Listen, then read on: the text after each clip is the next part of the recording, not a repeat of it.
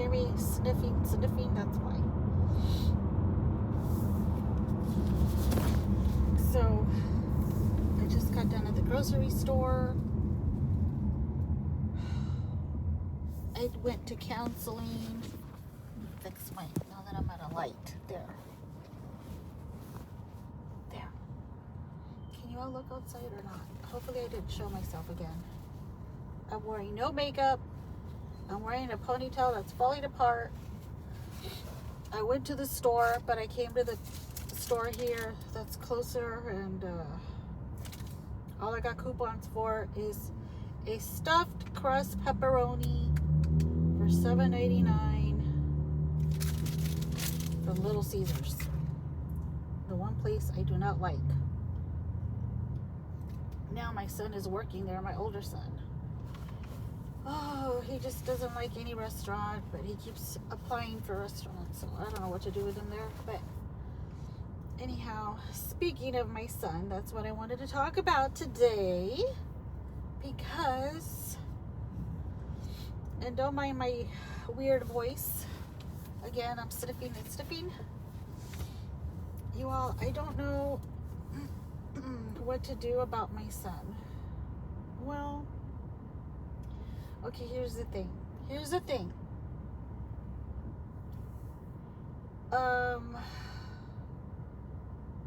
My son is getting married in October.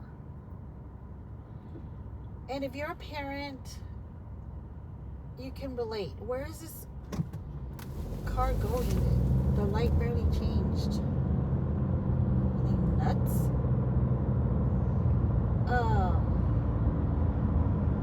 Okay, concentrating.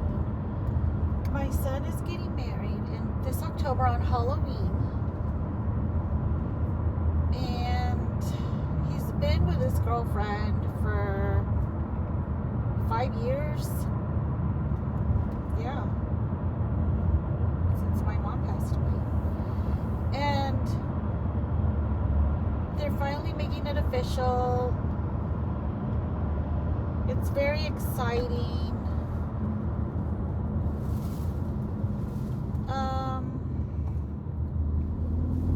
However, she's very, how should I say this? I was talking to my counselor about this, okay?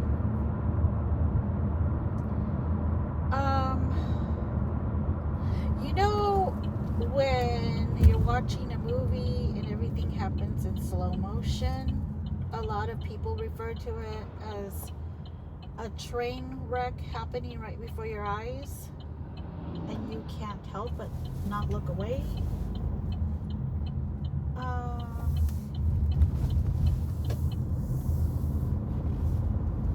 That's exactly how this is. It is a movie happening right before my eyes, and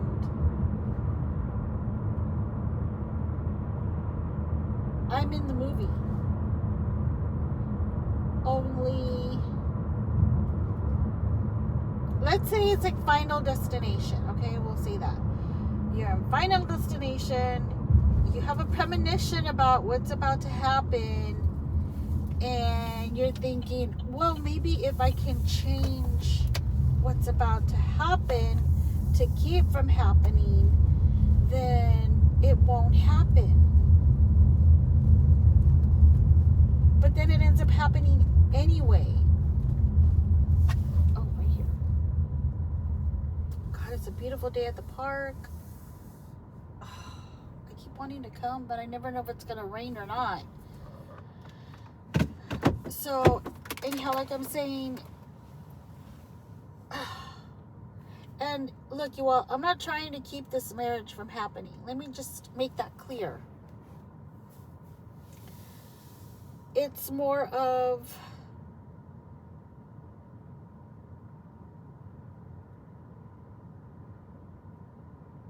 in short, his fiance prioritizes, thank you, Moon, her family and her friends and herself a lot.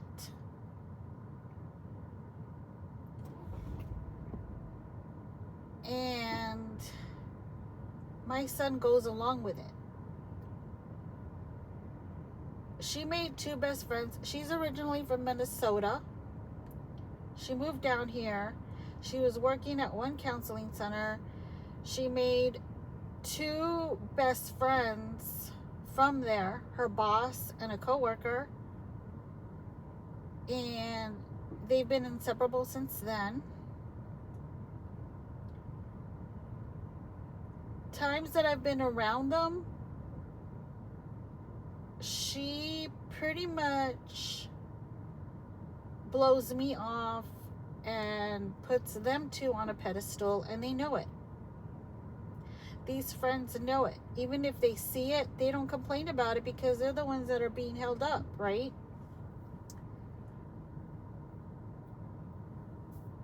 I'm the one that's getting tossed aside.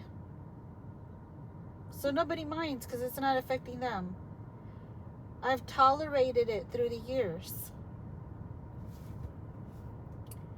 Now, there have been many occasions since they've moved over here where I live, where she invites her friends over, like on a Saturday night. My son's working, her friends are there, and she's yet to ever say, hey, Moon, you want to come over, hang out? We're just over here hanging out. Sure. I would go. But she never does that. Like, she's never made the extra effort for me to get to know her friends, or her for that matter.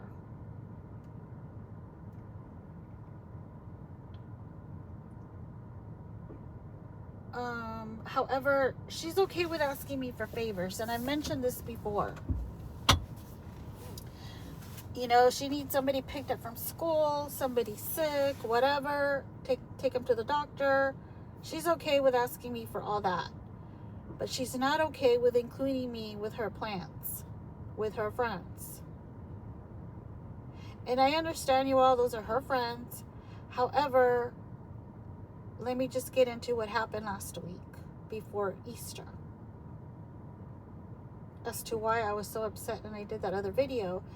Is that, to recap, we had a disagreement over the phone,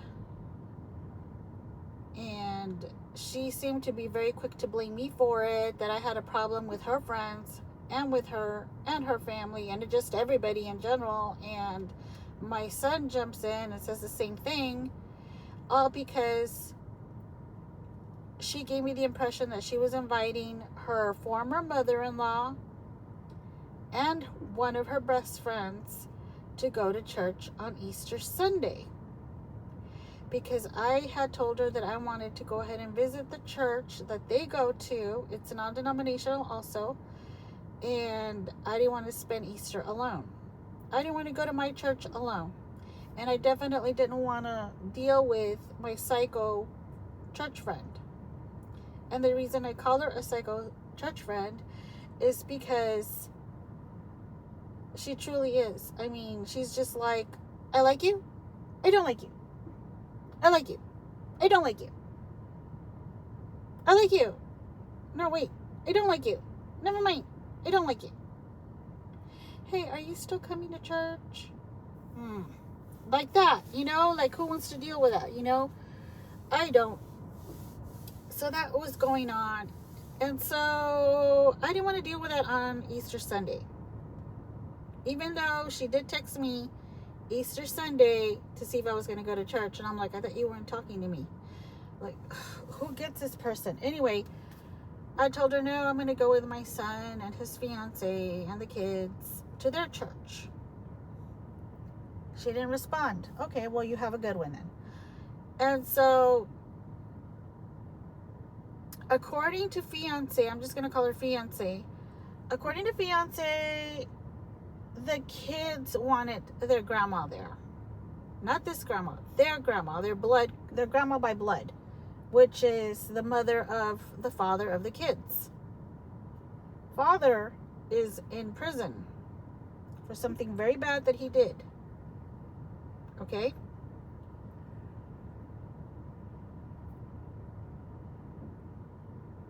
I don't care right now. My point is that she made it a point to tell me that the kids wanted the grandmother there. Okay, so she told me, just to let you know, grandmother will be there. My friend will be there. My bestie is going to be there, one of them with her mom. I said, okay, no problem. Now, my son said he would go to church if I went to church as well. So I said, let's go. Anything to get my son to church, Let's go. We went. From the moment that I got in the car, the kids were excited to see me.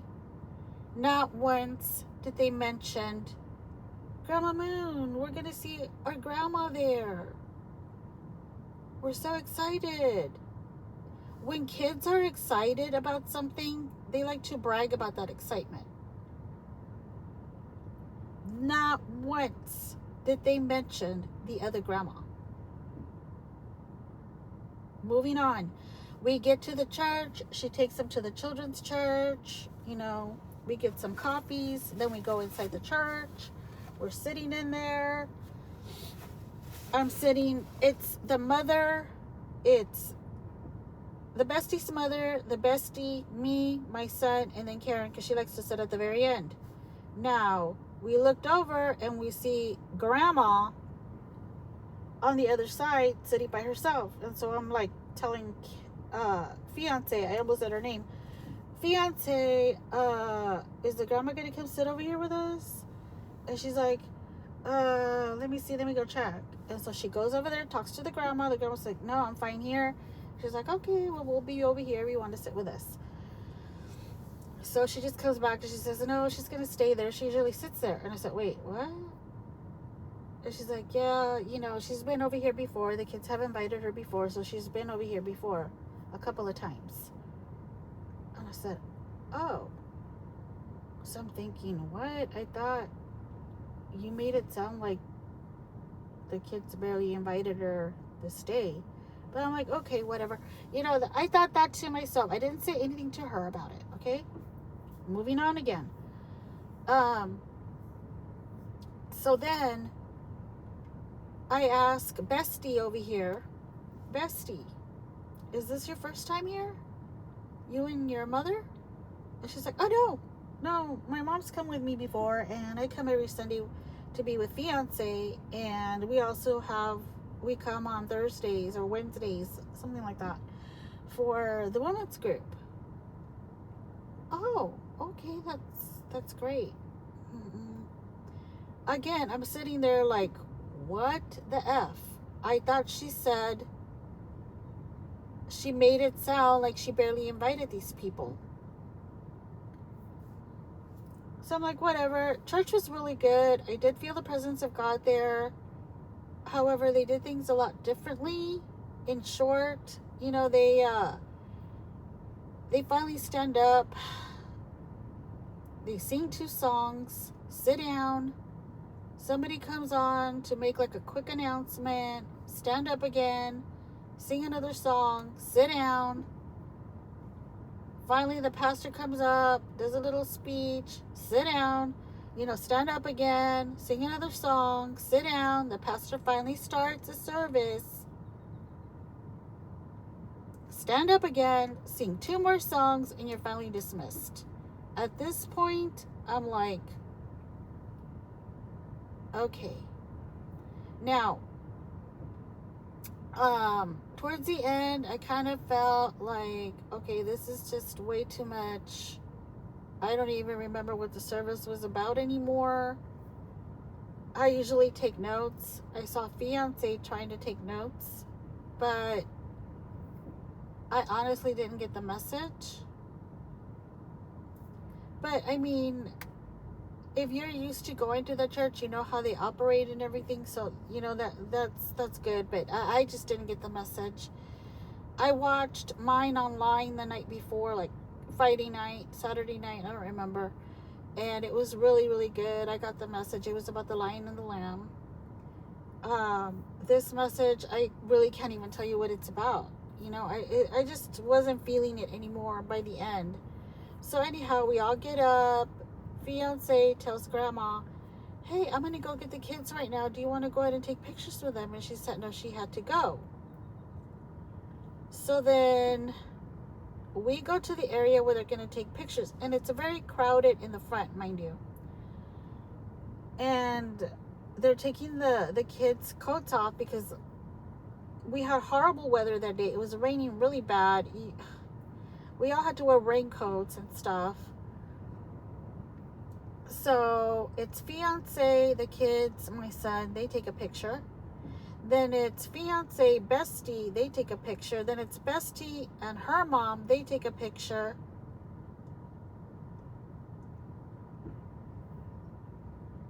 And it wasn't until before leaving that I was asked, oh, did you want to get a picture? And I'm just looking at her like, no, it's all right. You know, I would have to take my coat off and to get everybody ready again, you know, like that's fine. Yes, I would have liked to have taken a picture with my son, but you have my son looking after the kids for you that I could never ask him to, and people were in line wanting to be next already, but whatever, you know. So we finally leave. We get back to the apartment, and I'm just thinking like, thank you, you know, it was really nice, whatever. And she said, so did you really like it? I said, yeah, I really liked it. I did. I honestly, wholeheartedly did like it. And then I just said, but I am used to my church services. But I'm glad that I came with you all. It was nice spending time with family on Easter Day. And thank you for that. And as I'm trying to walk away, she says, well, we're going to make some burgers if you'd like to come join us. My bestie and her mom are on their way. I'm going to stop right there, you all, because how do you think that made me feel? Now, some of you might think like, oh, Moon, you're making such a big deal about it. At least she invited you. She didn't exclude you that time. She invited you. Yeah. It seemed more like a guilt invite. We just got out of church. She liked it. She's happy.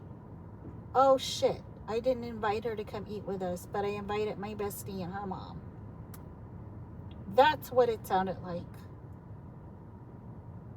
The invite didn't even come from my son either. My son had told me prior to that he was going to make burgers. He wanted to cook them outside, but because of the weather, he couldn't. So he didn't say, why don't you come over, bring brother with you? No. It was already determined that it was going to be fiance, my son, bestie, and her mom, and the kids.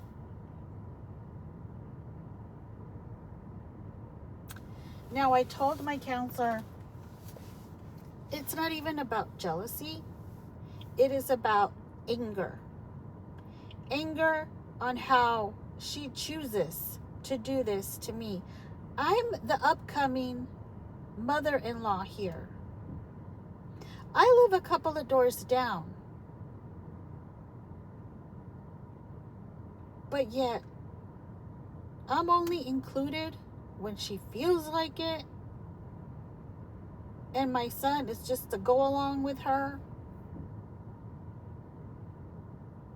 And that's what makes me so angry. And so hurt.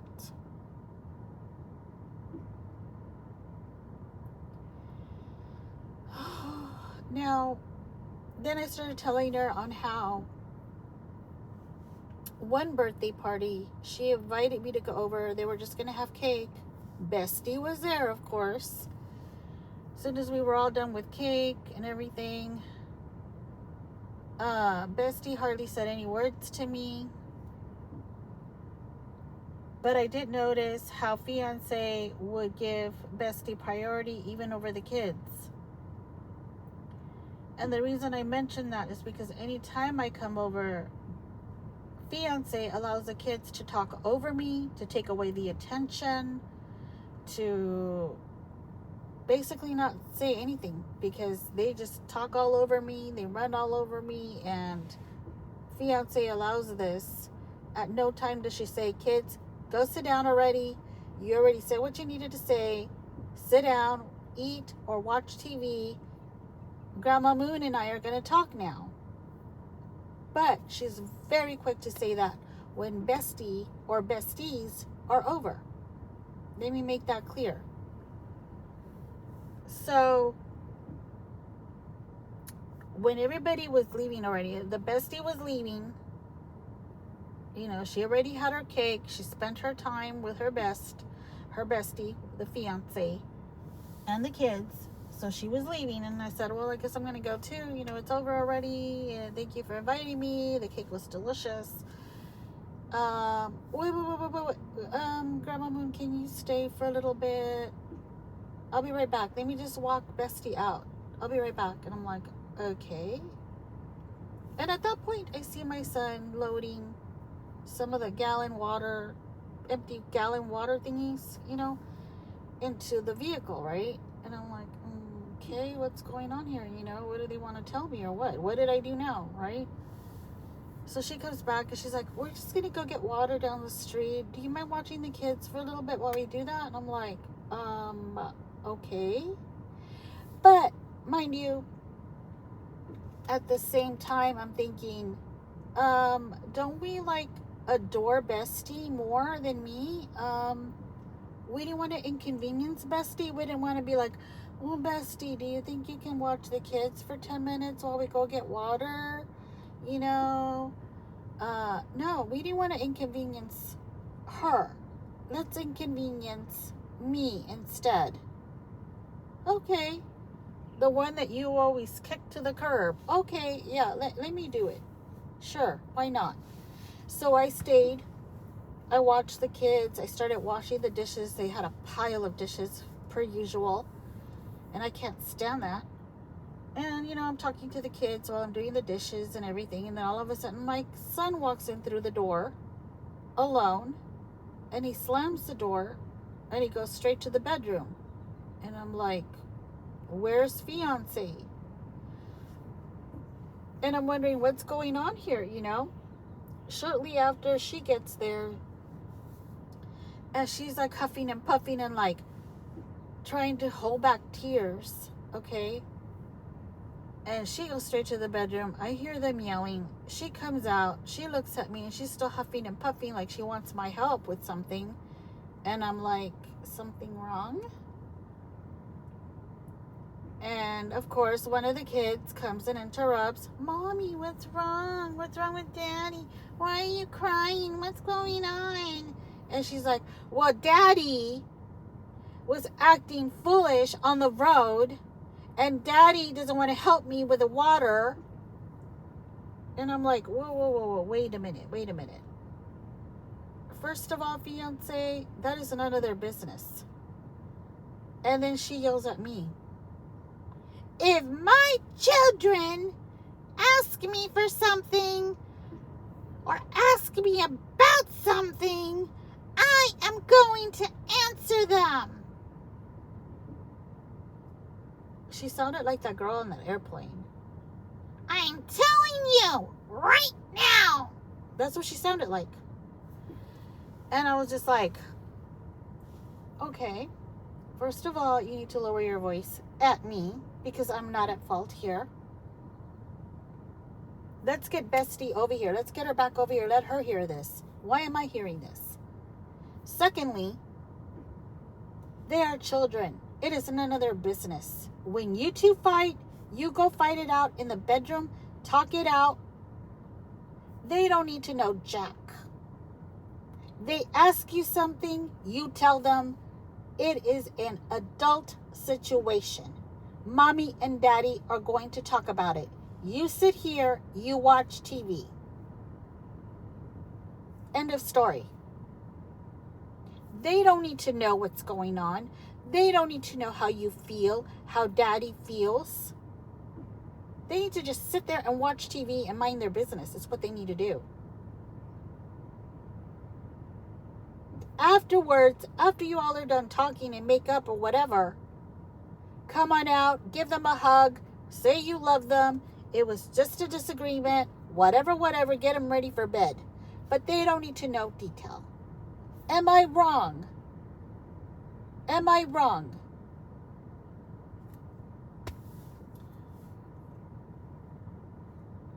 That's another thing that really bugged me about her.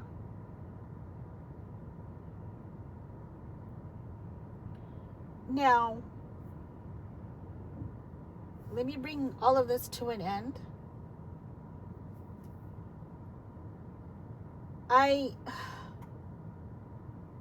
am a mom worried about her son because right now the kids are little. They're controllable.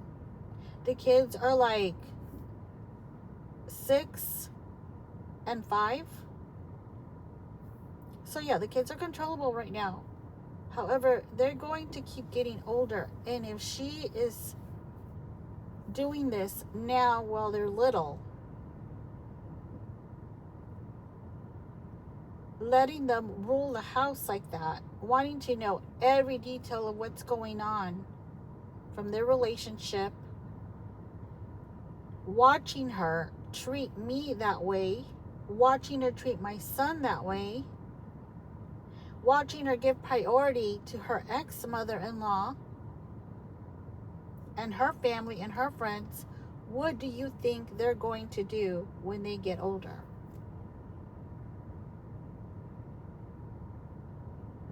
The little girl is already sassy.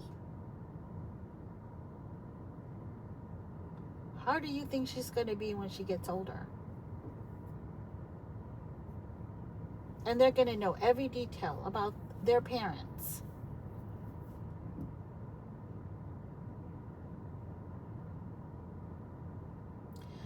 All I can do is just sit back and keep my mouth shut and let it happen and hope for the best.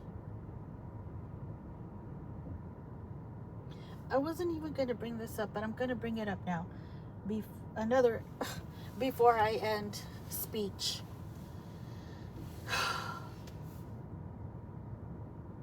This is something I had to learn through the years as well. The husband and I are married by common law. Let me make sure this is recording before I even go on. Yeah, it is still. The husband and I are married by common law. We've been together for about 14 years this year. In October, to be exact. We both have grown up so much. He came in with an attitude. I came in with my own attitude. My older son came in with an attitude. We've all grown up so much since then. And not just as a family. My son was still too little, the younger one. And he's always been level-headed like his dad. We've all grown up as a family, but more importantly, as a Christian, non-denominational, I have grown up so much as well. And this is something that we never had a service on. I've never been to their groups as far as marriage. This I actually got from another YouTuber that is a godly man. And I completely agree with everything that he says. He is a huge teddy bear. I've spoken about him before. He's amazing. Now, of course, I'm only seeing this side, but I take it he's like this at home too. But anyway, that aside, that's neither here or there. What I've learned is that the husband is the head of the household. Let me say that again.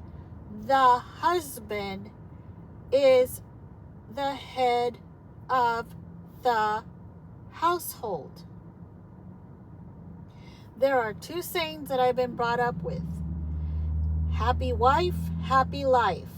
That is a big misconception that's been, or rather, that is a saying that's been twisted in favor of the woman. Number one.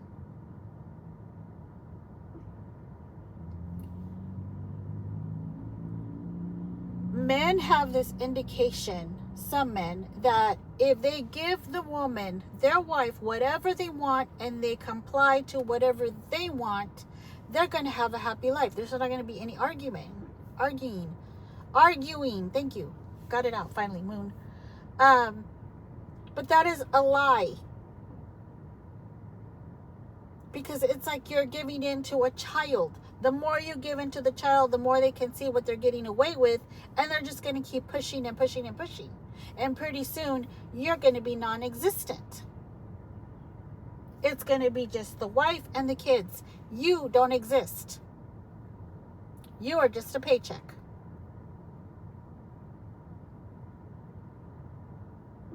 The other one is, it's like a joke, where the man says, and this has been said at my church, and I heard the other person say this, their wife. And I'm not condemning it. I'm not doing any of that, okay? I'm just going to tell you the joke. He says, I wear the pants in the family. She jumps in and interrupts right away. And she says, but I pick them out. I strongly agree with that. Disagree with that. I disagree with the way she just jumped in, interrupted that, and took that moment away from her husband. Her husband was trying to make a point at that time,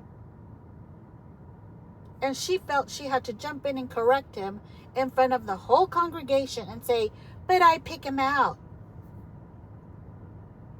No, you do not. No, you do not. That just sounds like a comeback.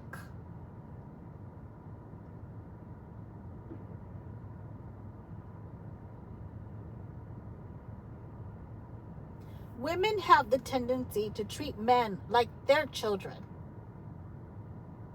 And they're not. They are men. Let them be a man in your house.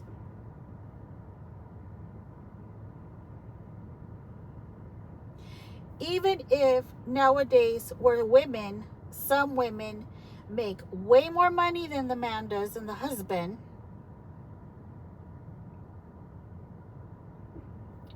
he's still working. He's just not making as much as you do. Guess what? He is still the head of the household. He leads.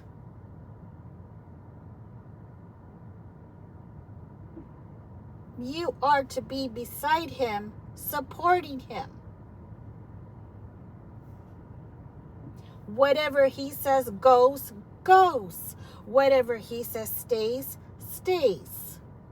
But he leads.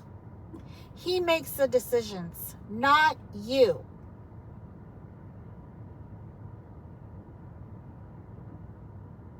Now, I'm not saying don't talk about things. Don't come in agreement with something. Of course, when it comes to your lives, your finances, your kids, your home, all of that, common sense. Yes, talk about it. Come into an agreement with it. But he makes the final decision, not you.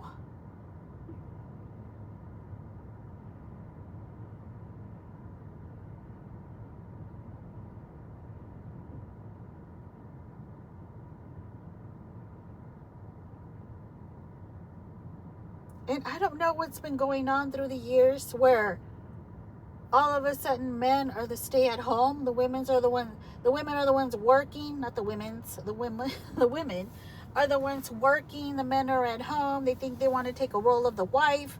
And no, men, you don't do that. You get off of your asses.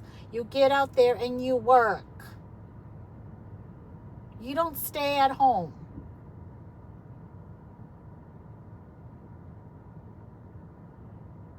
If you're in between jobs, that's one thing. But you do not stay at home. With your role as a man, it comes with a lot of responsibility. Not only are you the head, you're also the provider. You're also the husband, the lover, the father of your children.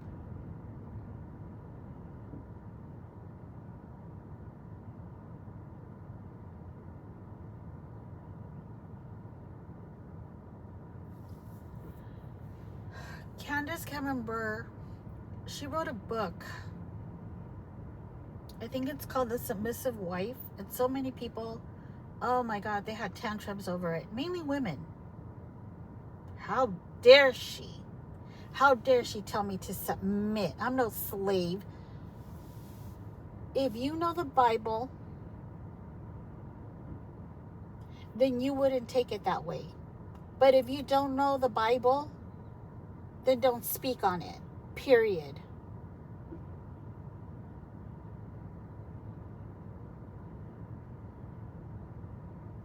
Where in the Bible have you ever read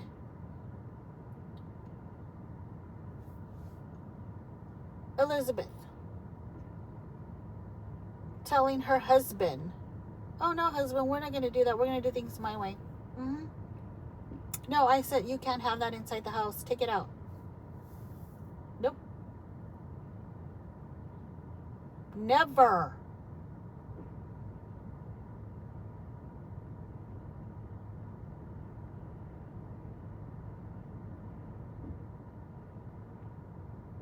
And I know that as women, we're all excited because, oh, we finally have rights. We get to vote now, even though that happened a long time ago. But, I mean, having the rights doesn't mean having the rights to degrade your husband. It doesn't mean take over the marriage and the home.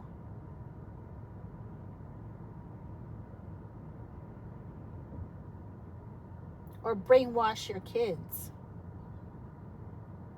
into thinking like you do. And I know a lot of people are going to be mad at me right now because some of you are like, oh, we're feminists, we're women, letting your armpit hair grow out, letting a big old bush grow out down there, letting hair on your legs grow out. We're women, we have rights. Hear us war. That is so ridiculous to me. Go shave. Go take a shower and shave. And actually become real women.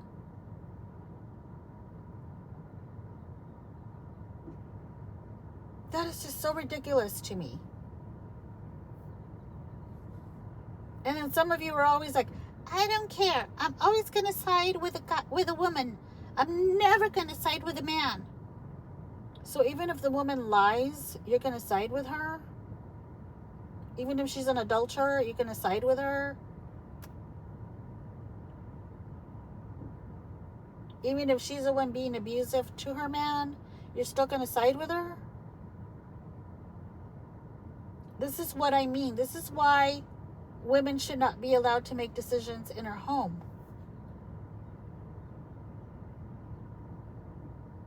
Not alone.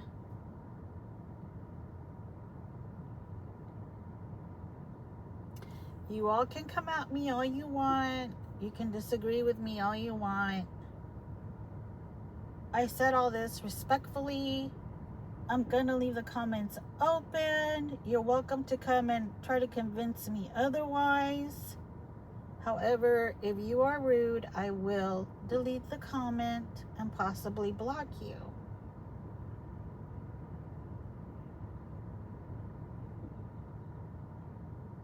I'm just so sick of not letting these men be men. I love men. I need men in my life. I don't want some man that's going to come at me being a feminist as well. Not wanting to work. Not wanting to be the head of his home, letting his wife walk all over him and the kids walk all over him. To me, that is a sign of weakness. I need somebody strong. And especially strong in the Lord. Always God first. Always. I'm not talking about machismo here. I'm talking about a man strong in the Lord. Making godly decisions. Making godly choices. for his family, for his home, for his finances, for his work. God everywhere, always, in front, behind, by each side, above, beneath. God always. That is what I'm talking about. Let's not get it twisted, please. Anyhow, this has been a longer video than what I wanted. That's all I've got to say. I've got to go home now and cook something. I love you all.